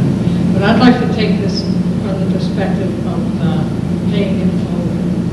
What I mean by paying him forward is, whatever Dale has learned or done, she has taken that experience, either negative or positive, and used it again at the next level of opportunity to advance the lives of others. And I have to say up front, she does this in a kind of unique way. Dale is one of the most naive women I've ever met. Also the most optimistic. We've heard some of the things that I said, and probably one of the gutsiest human beings I've met. When she learned her trade back in Iowa, and you heard about that, she put all that wisdom down on paper in the excellent and now classic book, Against the Grain, the Carpentry Manual of Women. This was notable, not just because it was the first book of its kind written to be accessible to you and me, non-carpenters, but also because it was designed to instill confidence and impact what was considered considered the secret knowledge of tradesmen. This alone did. But no, Gail didn't. During her apprenticeship, she endured sexual harassment daily for years. She finally filed a complaint with the Human Rights Commission in Iowa City, won her case, and sent a message not only to her co-workers in the union, but to other women who were there in the workplace persecution, that they didn't have to take it. Gail was a model and a woman with a message. She took this action in the face of daily hostility. Actually, that's how I met her. When Gail was teaching at Cornerstone in Brunswick, I was recruiting a panel on sexual harassment for the Construction Expo, and I was given her name by Steve Wichman, the Maine State Employees Association. It was not long after that that she paid it forward again, using her carpentry skills and knowledge, which now include how to overcome harassment, to go to the next step. She developed a program to train welfare recipients to earn their commercial driver's licenses, which instantly made them able to get a decent paying job in the construction or transportation industry. This program was known as Mother Truckers. It's true, the women named it themselves. And they all got good jobs, I'm here to tell you. And this was a forerunner of Women Unlimited. And at this point, Gail did nothing else, because there are thousands of women, hundreds of women working today, earning money to support themselves and their families because of Gail McCormick. If she had done nothing else, that wouldn't have been enough. You could have gone home like that. Take it easy. But while she was writing her second carpentry book for lay people, teaching women to build their homes, drive big trucks, and become confident and economically independent, she was also championing human rights, particularly for lesbians and gays. She was the co-founder of the Maine Lesbian Gay Political Alliance, and when Dale filed the discrimination suit against Madison School Board for the decision to ban her from the high school tolerance day, it propelled her into the public spotlight. And she took a lot of heat as one of the only openly, widely known gay people in the state. She didn't shrink from it. If anything, it motivated her. Not to mention that it demonstrated her unique faith in the Constitution and the Bill of Rights, which, oh, by the way, offered her no protection whatsoever. That's the optimist side. Gail's expanding civil role next led to a term on the Monmouth Town Planning Board, and this, along with her lobbying for civil rights and her leadership in training women for economic security, brought her to the decision to run for the state senate. I remember when she told me she was going to do it, and I didn't say anything. I couldn't imagine the raw guts it took for a well-known, openly lesbian woman to run for a state-level elected office. She ran a campaign that rose above the nasty slurs and death threats. I remember the night we celebrated her victories at Barbara's and Garden. And while we were whooping it up because she had won, there were state police cars backed into her driveway to protect her from the death threats that would happen as a result of that. Sexual harassment in her apprenticeship, censorship, and repression based on fundamental identity, death threats, and public insults. These assaults might chip away at a person's resolve, but they have had a different effect on Gail. Instead of diminishing her, the risks she has faced have augmented her character and driven her forward. As a state senator, she championed health care reform and progressive public health policy, as well as civil rights. She ran a primary campaign for the first congressional district. This was at the time when she was going to menopause. This is our little secret time. And was having a lot of those senior moments that we all know. But seriously, when you're a candidate for Congress, you really need to have command of your short-term memory, especially for people's names. Anyway, just getting through the political race was a pretty amazing achievement. After a close loss and without missing a beat, I remember the night, she wholeheartedly jumped on the bandwagon supporting her party's candidate. She then ran. Then, she's kind of lounging around. What are you going to do? Oh, I think I'm going to be state treasurer. What? Do you think you could be state treasurer? She thought she could be state treasurer, and she was the first woman to hold constitutional office. And that day, Gail was sworn in, was the first woman sworn in as constitutional office. She pulled the agency out of the 1950s, trust me, putting in computers, modernizing revenue collection and protecting the public's access to the unpaid property. She also sponsored and funded money conferences for women and helped establish the next-gen college fund for our children and grandchildren. All this, we could make, we could rest. But you don't. All this, we would certainly agree, would be enough, but there's still more. Today, Dale is the director of the Maine Housing, the state's public housing authority. Her experience with financial management and construction are obvious sources of this new role in public service. In addition, though, she has brought on the on-the-job training model that we used at DOT Limited to the public housing. We're talking to one of the developers here today. Her background as an energy-efficient building contractor and commitment to public health have resulted in the adoption of environmentally friendly and energy-saving standards for public housing developments. In Maine, housing itself is a leading green agency. The Department of Labor is going to be giving you some competition a little bit. Dale has also been taking some heat from Maine Housing promotion of health insurance benefits for contractors. John will talk some about that. Yeah, but she knows it's the right thing to do, and she isn't shying away from it. She's taking a lot of heat, but it's the right thing to do. As time goes on, Dale's star just seems to shine brighter and brighter, and her light illuminates everyone's life. Her past is our beacon. She is a courageous, forward-thinking, forward-paying woman of outstanding achievement in public service. Thank you to W for honoring Dale. Dale, thank you for your astonishing work to better the lives of others.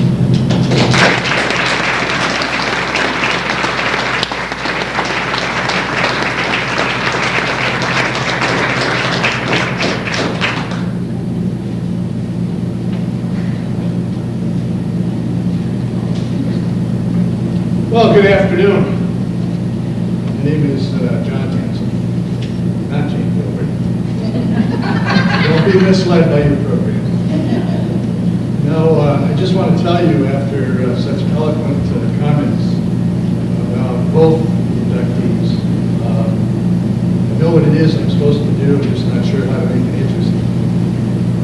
And I do want to say, acknowledge Congressman Issue by Congressman in the 2nd District, Congressman Tom Allen, the representatives here, the sponsoring organizations, and all of you, many of whom I know are friends, others are friends I've yet to meet so well.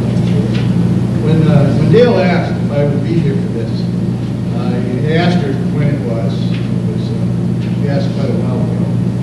And she mentioned the date. Because of my own background and heritage, I knew that she was asking me to do something for which I already had a long life commitment. But nonetheless, I was so honored by her asking me to do this that I said yes, without hesitation. I said yes. Now, as it turns out, there is a God. She is great. Because now I've had the opportunity to do both things. And for that, I deeply appreciate it. Listen, we have heard a lot about Dale, and it is obvious from what we have heard that this is a woman who has never hesitated to take the road less traveled. She is not a person to hesitate taking the road less traveled. Witness what we've already heard. Congressman Allen spoke of her apprenticeship in the United Brotherhood of Carpenters. Some, 30 years ago, in Iowa City, Iowa, a long way from me. I can tell you something about apprenticeship and unions. It is no picnic even today. Imagine what it would be like for a woman to go to a union hall and say, I want to be a carpenter apprentice 30 years ago. A woman is not able to take the road less traveled. We've We've heard something about her accomplishments in that fashion. She is today, yet today, still a member of the United Brotherhood of Carpenters. But I'm here today to just make a few comments about my sister, Gail McCormick. Our sister, Gail McCormick. She has done so much in our home state. She has been a credit not only to herself, but to the various many organizations that she has represented one way or another. We are so very proud to take the road less traveled. Because we are all of us, so much better off as a result of her choosing that road less traveled. And I will dispense with some of the things I wanted to share with you about that because you have heard, I think, much of it, although we could spend hours talking about her wonderful career, sacrifice, commitment, conviction, courage. But I will say this, in her current position, you know she is the director of the state housing. Even in that position, Dale was not and is not satisfied with the status quo, with running things the way they have always been done. Oh, not our Dale McCormick. What can we do better for the men, women, and children of this state? That's sort of the credo that she goes with. What is it we can do better to better benefit men, women, children of the state? So, because she follows the road less traveled, she gets to the Maine State Housing Authority, and not content with allowing things to go smoothly along, doing good things, which the Maine State Housing Authority clearly and certainly does. She seeks to make it better. It says that if contractors, if organizations are recipients of the largesse of the Maine State Housing Authority, taxpayer money, then they need to rise above just doing what is required and do more. It's taxpayer money after all, and we struggle as taxpayers, as public policymakers, to ensure that everyone has access to those things that many of us in this room accept as generally accepted benefits of our work, of our activities, of our employment. So Dale says, all of those recipients of Maine State Housing Authority funds and resources go above what is minimally required and adhere to a new level of standard, one which says if you receive taxpayer money, we expect you, we want you, we hope that you will provide an array of benefits to raise people up, not only with some dollars to go out and spend and make the economy strong, but also provide those things, those benefits, like health. Health. Now there's what an idea. So contractors, if you want to work with the Maine State Housing Authority, let's go down together that road less traveled and tell us what you will do above and beyond what is minimally required by the standards of the Maine State Housing Authority. That's our daily report. That's our system report. Always pressing, always advancing forward, never wavering. That's why we're here today, to honor not only Commissioner Fortman, but Dale McCormick, who has never wavered, never doubted for a minute, at least not to those of us who watched it. She may have had those private doubts, as I think many of us in public life sometimes do. But our Dale has been strong. She has done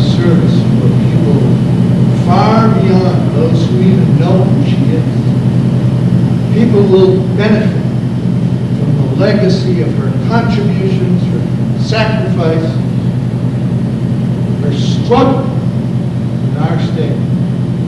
Iowa's lost, Maine's gain, and has been since she moved. So all I want to just say in closing is this. Dale, you come up here. I want you to think of this rose as a symbol of your conviction, of your commitment, most of all, your courage, following the road less traveled.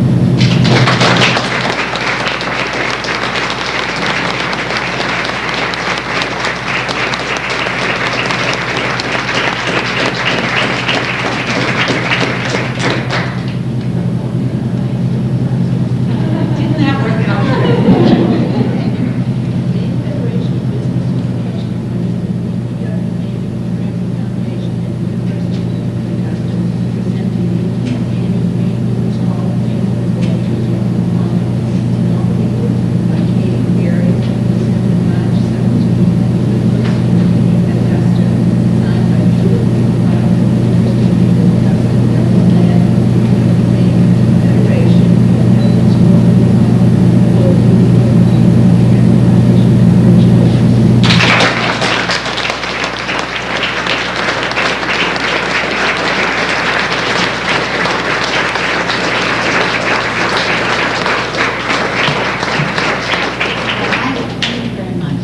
I will really be short because I know this is long, and I so appreciate my children, Danny, Haley, and my partner, he just coming, and their short attention span. But you have been great.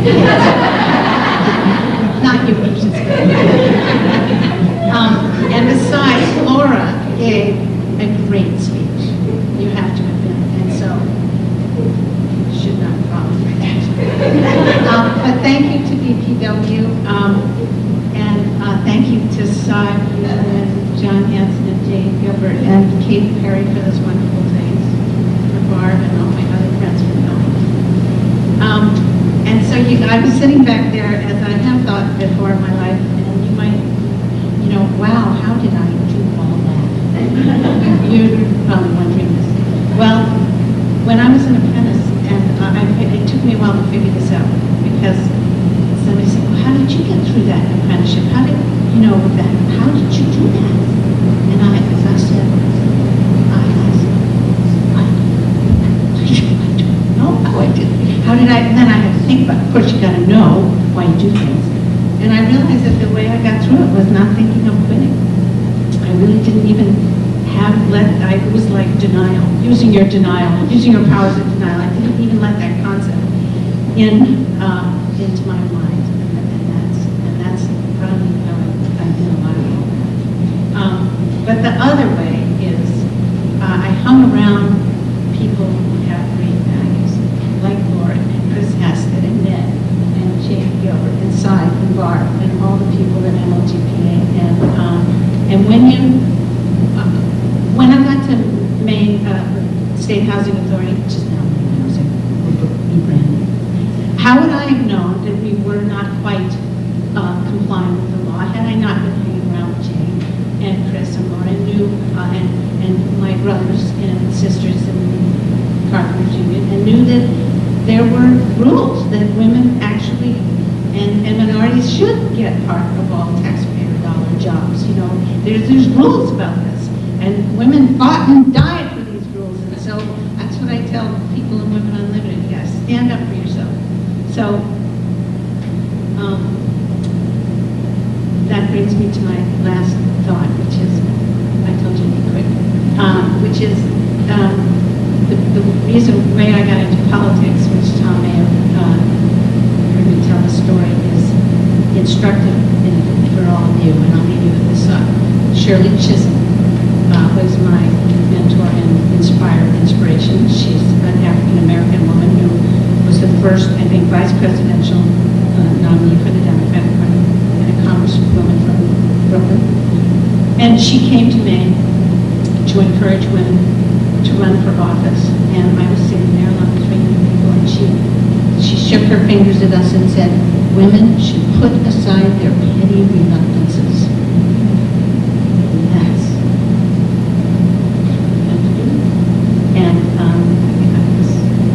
I did that definitely when I threw my hat in the senatorial race. And it's a good motto. I realized that my internalized homophobia, which we all have as gay and lesbian people, was a petty reluctance compared to environment and choice, reproductive choice, which was a huge issue in that race. And I just, just sort of do things. You go where you're planted.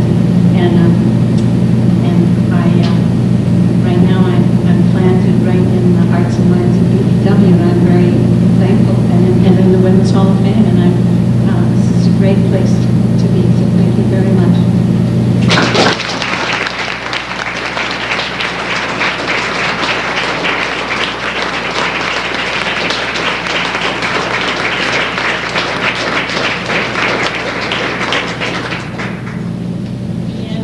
For a couple of quick minutes, we are very pleased to have from the United States Postal Service joining us to honor these two special ladies, Deborah Wood, Diversity Development Specialist, who has something to share with both our honorees.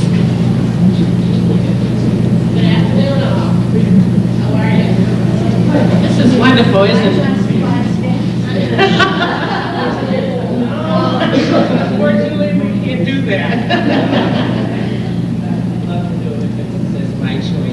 This has been wonderful. Thank you, all the members of the BPW organization for what you do, and please keep the good work. I love this. We need to encourage each other and keep this good thing going. U.S. Postal Service gives us more than the opportunity to mail a letter or a package. Stamps commemorate the many events, places, and of course, great people.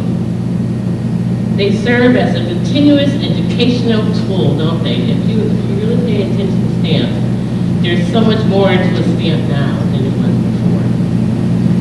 The Postal Service is proud to present stamps that depict and honor the many achievements and contributions made by women. Women such as Susan B. Anthony. I know you all remember Susan B. Anthony and what she gave to women. She was one of the strong forces behind the 19th Amendment, which gives us the right to vote, by the way. Belva Lockwood, the first female attorney. Juliette Gordon Lowe, the founder of the Girl Scouts. And the 1942 You Can Do It poster stamp that actually brought women out of their homes and into the workforce because of the war. But it was the start of a wonderful time. And another person, Rachel Carson, who wrote, you're shaking your head, I'm glad to see that. I went to a school recently, and of course no one knew who she was. I was happy to tell them who she was. But she's the author of Silent Spring. It's a 1962 book that launched the research and the effects of chemicals and pesticides in our community. In our environment. So she sort of started that whole look at our environment and what are we doing to it. Today it is my pleasure to honor two of Maine's best female contributors, Laura Fortman and Dale McCormick. Laura, we thank you for your unselfish work in improving the lives of many women and girls, for being a role model for single parents, and serving as a spokesperson for females on the issues of sexual harassment, domestic violence, health concerns, discrimination, politics, and education. Dale McCormick, we thank you for living out your childhood fascination of tools, and especially for your founding of the Women Unlimited. You served as an excellent example to those women interested in a line of work that has sometimes and traditionally been not open to women. Ladies, could you come forward, please?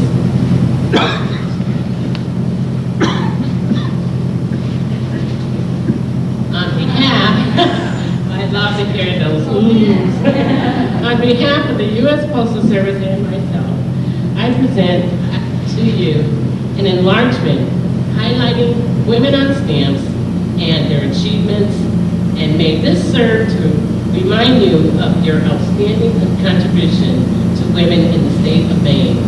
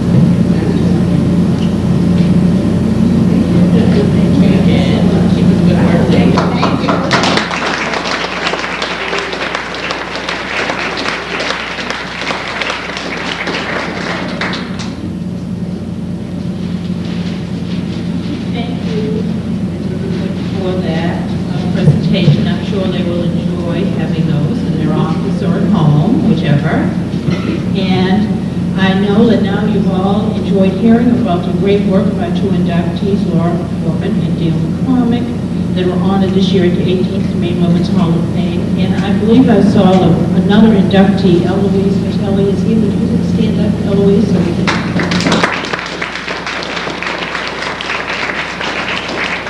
We do have two inductees here after all with the change of date. Sorry, the half a dozen that planned to be here yesterday all couldn't be here.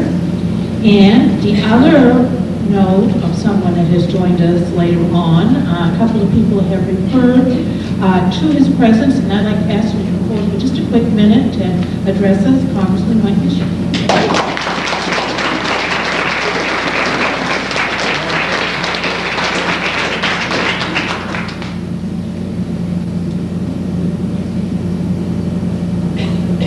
Well, thank you very much. The good news is Rosemary's already gave my remarks, but I do want to actually, I know when I have to be replaced, I always get one of the women on my staff to replace me, so. But one of the things, actually, I'm sorry I wasn't able to make here at the beginning, but as Laura had mentioned, she talked about sister this morning. I was scheduled to attend an event with Sister Norberta, celebrating St. Joseph's 60th anniversary, and actually Sister Norberta's 25th anniversary for working at St. Joseph, and I did not want to disappoint the sister either, so I do want to congratulate both Laura and Dale McCormick. You both are very strong advocates for women and girls. You both fought for a lot of important issues, whether it's sexual assault, domestic violence, equal pay, family medical leave. And I really enjoyed the remarks I heard other people talk about both of you. And having served in the Maine legislature and on the appropriation committee, I can tell you that Laura Fortman and Dale McCormick have truly been real advocates for issues important to those of us here in the state of Maine.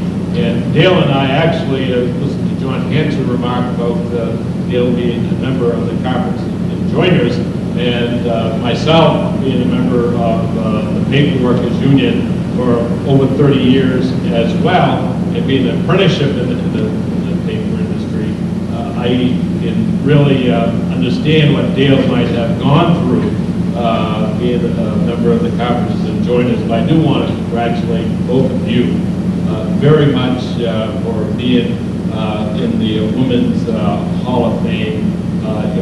Both make me feel very proud to be a member of Congress and seeing all the work that both of you have done and are doing for the people in the state of Maine. And actually, I saw both of you last week in Washington, so I really appreciate all the hard work that you do. And with all of my heart, I want to congratulate both of you and continue the good work that you are doing. So God bless you. Thank you.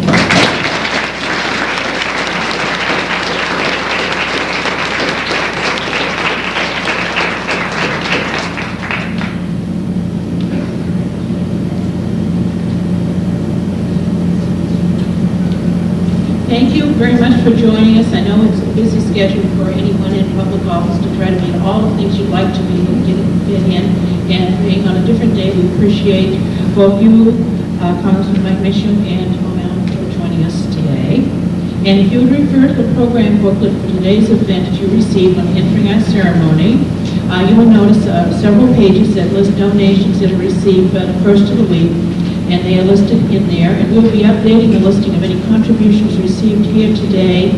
And if you want to make a contribution in honor of either of our inductees or someone else, know that it goes to the funding of our $1,200 scholarship. We're going to be adding a new one in honor of Jean Hammond. So we had 7 planned for these, and that will be 8 $1,200 scholarships. And this is one of our main events to help raise money for scholarships so we can help young girls have a chance to work in both school and then in later life for all the things that many of our inductees have done. And I would like to have special thanks to all those who were involved in the event. This year was an extra sort of cycle when we had to change, postpone the event, and then have it today. And I'm sorry that some people weren't able to make it today because of the change of date. But we do appreciate everyone joining us now. And it wouldn't be possible to have the Maine Women's Hall of Fame without several people that are listed as assistants in all the different areas for the event. And we trust that all of you have had an enjoyable afternoon here today and will inform others about the Maine Women's Hall of Fame and the work of the BPW Maine Future Amber Foundation in providing educational scholarships to Maine women. You know, it's never too early to start thinking about who you'd like to nominate for next year. We select 1 or 2 each year, and we always like to have the judges have a hard process like we did this year with a lot of nominations and several great people that were nominated, and we are sure that 2 deserving women were honored this year. And these badges, if you want to, probably not need to have them with you. If you just like to leave them on the table when you leave, we would appreciate it. That keeps the cost down by not having to keep purchasing all of those each time. And we want to thank all of you for joining us here today. And for a couple of minutes afterwards, if the 2 inductees, maybe some of the families come here so we can have a few pictures because we keep a scramble of the event. And we want to thank all of you again for joining us. And you all have a safe drive home, and I'm sure it should be a lot better than yesterday would have been. So thanks again.